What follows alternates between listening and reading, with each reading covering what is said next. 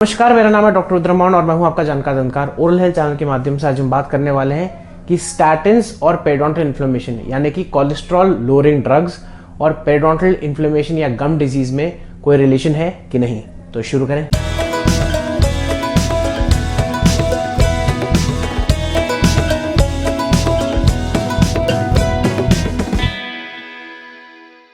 तो आज का एपिसोड बड़ा दिलचस्प एपिसोड है क्योंकि जो है मेरे पास अभी एक पेशेंट आए थे जिन्होंने मुझे बहुत विपरीतार्थक जो है कहानी बताई।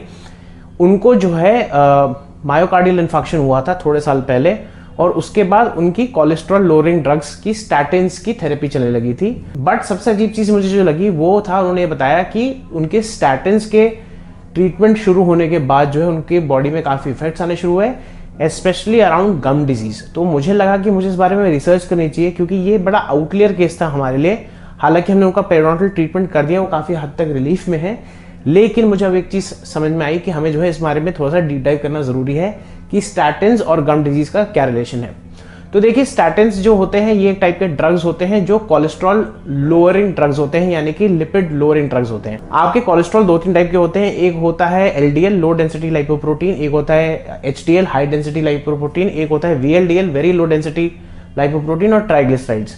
अब यूजुअली ये चीज प्रमाणित है कि कार्डियोवैस्कुलर हेल्थ में जो है जब भी आपका कोलेस्ट्रॉल ज्यादा हो जाता है, स्पेशली बैड कोलेस्ट्रॉल जो है ज्यादा बढ़ जाता है, यानी कि एलडीएल बढ़ जाता है, तो उस केस में जो है आपके कोलेस्ट्रॉल बढ़ने के चक्कर में जो है आपका एथेरोस्क्लेरोसिस का रिस्क बढ़ जाता है, यानी कि कार्डियोवैस्कुलर इवेंट्स का जो है जो आपकी ब्लॉकेज हो जाती है, इसकी वजह से हार्ट अटैक हो सकता है, स्ट्रोक हो सकता है। ये सब कार्डियोवैस्कुलर इवेंट्स होते हैं, इसके चांसेस ज्यादा होते हैं क्योंकि जो है आपका खून गाढ़ा हो जाता है और प्लाक बनने की वजह से आर्टरी में जो है एक तरीके का थ्रोम्बस और प्लाक कैल्सिफिकेशन और ये सब हो सकती है। अब इसको प्रिवेंट करने के लिए इजाद किए गए हैं स्टैटिन्स। स्टैटिन्स जो हैं वो पहले जो है नेचुरल तरीके से भी मिल जाते थे, अब सिंथेटिक तरीके से भी मिलते हैं। तो स्टैटिन्स कोलेस्ट्रॉल लोअरिंग ड्रग्स होते हैं, जैसे कि सिम्वास्टैटिन, रोजुवास्टैटिन, अटोरवास्टैटिन, और ये नेचुरल और सिंथेटिक टाइप के भी होते हैं।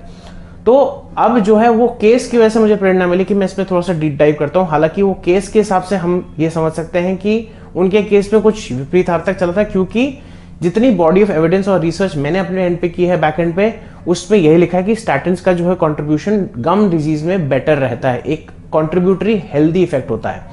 तो स्टैटिन्स का काम क्या होता है? मेनली जो है आपका कोलेस्ट्रॉल रिड्यूस करना है। वो किस तरीके से होता है? मॉलिक्यूलर लेवल की बात करेंगे तो मॉलिक्यूलर लेवल पर अगर हम बात करें 3 hydroxy methyl glutaryl coenzyme A, HMG coenzyme A reductase करके एक एंजाइम होता है जिसको इनहिबिट करने की वजह से आपका जो है लिपिड्स कम होते हैं। ये लिवर में जो है सिंथेसिस होता है और इसकी वजह से स्टैटिन्स काम करते हैं। अब ये चीज क्यों रिसर्च करी गई है? क्योंकि जो है एक चीज पता चली है, कुछ कॉमनैलिटीज पता चली गई हैं।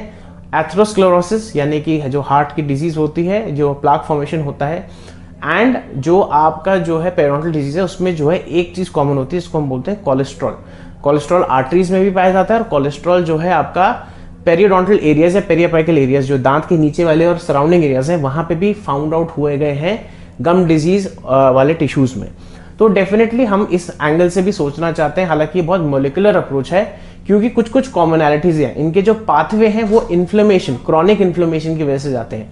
जैसे कि एक प्रोटीन होता है सी रिएक्टिव प्रोटीन, जो बोथ पेशेंट्स जिसमें जो है हार्ट अटैक का रिस्क यानी कि उनको एथेरोस्क्लेरोसिस या उनका कोलेस्ट्रॉल हाई होता है, उसमें भी सीआरपी ज्यादा होता है, और पेरिडोन्टल वाले जो पेशेंट्स होते हैं, गम डिजीज वाले पेशेंट होते हैं, उसमें भी सीआरपी ज्यादा होता है। तो अब जो है इस पे हमने जो है बहुत सारी बैक एंड पे सिस्टमैटिक रिव्यूज और मेटा एनालिसिस यानी कि रिसर्च वर्क पे हम गए, तो यूजुअली ये पता चला गया है कि स्टैटिन से जो है पेरिडोन्टल इन्फ्लेमेशन कम होता है। कैसे कम होता है? 2-3 चीजें होती है। देखिए, पेरिडोन्टल इन्फ्लेमेशन की बात करें तो डेफिनेटली स्टैटिन से जो है क्रॉनिक इन्फ्लेमेशन पूरी बॉडी में कम होता है, जिसकी वजह से जो आपके एंजाइम्स हैं, जो आपके प्रो इन्फ्लेमेटरी मीडिएटर्स हैं, यानी कि जो आपके इंटरल्यूकिन्स हैं, इसके ज्यादा हम उसमें डिटेल्स में नहीं जाएंगे। बहुत सारे केमिकल्स होते हैं जो इन्फ्लेमेशन के साथ निकलते हैं और इन्फ्लेमेशन की वजह से निकलते हैं, और वो प्रो इन्फ्लेमेटरी होते हैं, यानी कि वो इन्फ्लेमेशन कॉज भी करते हैं। तो स्टैटिन्स में एक चीज पता चली गई है कि ये जो है ये इन्फ्लेमेटरी मार्कर्स को कम करता है, प्रोटेक्टिव मार्कर्स को, जो इन्फ्लेमेशन के प्रोटेक्टिव मार्कर्स होते हैं उनको बढ़ाता है। On top of that statins का बोन पे भी जो है मेटाबॉलिज्म पे भी फर्क पड़ता है, यानी कि बोन का जो है हीलिंग में वो हेल्प करता है। बोन फॉर्मेशन में जो सेल्स होते हैं जिसको हम ऑस्टियोब्लास्ट कहते हैं, उनकी फॉर्मेशन में बेटर करता है। उनका जो है प्रोग्राम सेल डेथ होती है, यानी कि हर सेल का जो है हर कोशिका का एक लेवल पे डेथ आती है, तो उसको एपोप्टोसिस कहते हैं। उसको जो है, जो ऑस्टियोक्लास्ट होते हैं, जो हड्डी गलाने वाले सेल्स होते हैं, उसकी जो है इनिबिशन करते हैं, यानी कि उनको कम करते हैं। और जो आपके हड्डी बढ़ाने वाले जो सेल्स होते हैं, उनका जो है प्रोग्राम सेल डेथ को डिले कर देते हैं, तो उसकी वजह से आपकी हड्डी बची रहती है। बहुत सारी ऐसी चीजें हैं जो इन्फ्लेमेटरी पाथवे उसको वो इनहिबिट करता है, तो उसमें भी हमें दिखा है कि स्टैटिन्स का बहुत फायदा है।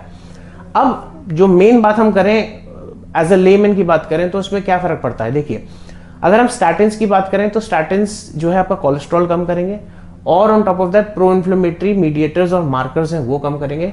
और स्टडीज में क्या प्रमाणित है, स्टडीज में जो है स्टैटिन्स ये बताई गई है, 3-4 तरीके से स्टडीज के आउटकम देखे गए।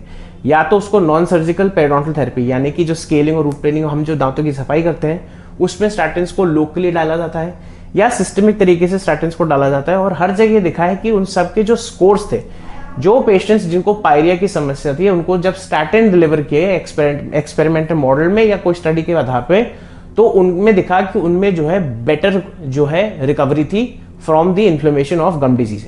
तो ये पता चला गया है कि उसमें जो है स्टैटिन जिनको साथ में दिया गया गम डिजीज के साथ में जो है ट्रीटमेंट के साथ, उनके जो है स्कोर्स बेटर रहे हैं। तो डेफिनेटली स्टैटिन्स का एक रोल है। अब मैं ये नहीं कहूंगा कि अगर आपको गम डिजीज है तो आप स्टैटिन्स ले लीजिए, लेकिन अगर आपको गम डिजीज है और आपका कोलेस्ट्रॉल ज्यादा है तो अपने डॉक्टर से जरूर संपर्क करिए। और आपको स्पेशली ध्यान रखना बहुत जरूरी है, क्योंकि गम डिजीज से जो है एथेरोस्क्लेरोसिस का बहुत बड़ा लिंक है, यानी कि जो आपके मसूड़ों की समस्या है, मसूड़ों में जो सड़न है, जो भी आपकी पेरिडोंटाइटिस और पायरिया है, उसकी वजह से एक लोकलाइज जगह की वजह से जो है सिस्टमिक इन्फ्लेमेशन होने के चांसेस ज्यादा हैं। यानी कि अगर आपकी गम डिजीज रहेगी, उससे आपके ब्लड की वेसल्स हैं, सारी सिस्टम है, उसमें जो है प्रो इन्फ्लेमेटरी मीडिएटर ज्यादा हैं, जिसकी वजह से आपको एथेरोस्क्लेरोसिस का रिस्क भी ज्यादा होता है। मेरा ये एपिसोड बनाने का तात्पर्य यही है कि अगर आप स्टैटिन्स पे हैं तो आपको गम डिजीज के लिए भी ध्यान रखना पड़ेगा। अगर आपको गम डिजीज है और कोलेस्ट्रॉल है तो आपको स्टैटिन्स का ध्यान रखना पड़ेगा। अल्टीमेटली जो चीज आपके जो है पाले में आती है कि अगर आप कोई भी व्यक्ति है जिसको कोलेस्ट्रॉल की ज्यादा प्रॉब्लम है और गम डिजीज की प्रॉब्लम है, या ईदर ऑफ द टू है, तो दूसरी साइड को आपको देखना बहुत जरूरी है। यानी कि अगर आपको कोलेस्ट्रॉल की प्रॉब्लम है तो आपको गम हेल्थ का देखना बहुत जरूरी है, और अगर आपको गम हेल्थ की प्रॉब्लम है तो आपको कोलेस्ट्रॉल का चेक कराना जरूरी है, क्योंकि ये सब चीजें इंटरलिंक्ड है। मैं आपको डराने की कोशिश नहीं कर रहा हूं, मैं आपको बस ये बता रहा हूं कि ओवरऑल हेल्थ और ओरल हेल्थ में बहुत ज्यादा लिंक है। और अल्टीमेट गोल आपका यह है कि आपको अपने दांतों की सफाई रखनी है, ब्रश 2 बार करना है, एंड अपने जो है मौखिक स्वास्थ्य का बिल्कुल ध्यान रखना है, जिसके लिए आपको हर 3 से 6 महीने में एक बार डेंटिस्ट को दिखा लेना जरूरी है।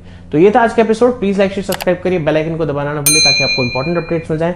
अगर आप मेरे से संपर्क करना चाहते हैं, ये मेरे सोशल मीडिया हैंडल्स, कृपया करके मुझे डायरेक्टली कॉल ना करें, मुझे व्हाट्सएप पे मैसेज डालें, जिसका मैं 2-3 दिन में हो सकता है रिप्लाई करूं। मैं रिप्लाई जरूर करता हूं, चाहे टाइम लगाऊं, और थोड़ा सा पेशेंस और धैर्य रखिए। अगर आपके पास कोई क्वेरीज, डाउट्स, एप्रीहेंशंस है तो उसको यूट्यूब कमेंट सेक्शन में डालना ना भूलें। तो आज के लिए इतना ही, नमस्ते।